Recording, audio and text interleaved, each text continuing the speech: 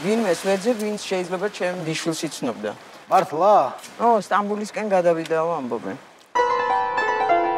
და რა ქვია თქვენს დიშვილს? თავის თავს თეკლას ეწევს. ტრანსებზე ბაზრობს რა იქიდან რომელიღაცაზე. ბატონო, მე თან ცოტა თურქულიც ვიცი რა.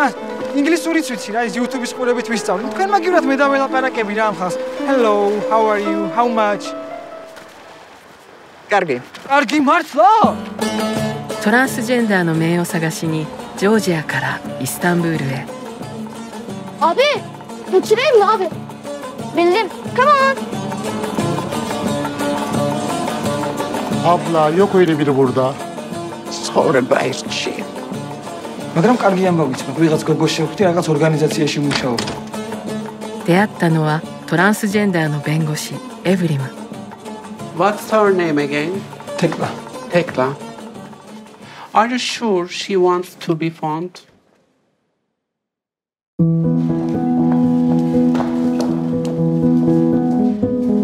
შენ მითხარი რომ დედა შენი არ ცხოვრობს. მე არ ამგონია თვითონაერთშია ეხლა მაგას. აბა ისე ხო არ მიმატოვებდა. ყოველდღე ხომ არ ხვდები თქვენისთანა ქართველებს. イスタンブールで描かれるすれ違いと巡り合い。 ეთქე. How is your heart? No, I like it. 言葉も文化も世代も超えて心が重なる。 მიდი გააგრძელე რა უნდა უთხრა. クロッシング心の交差点。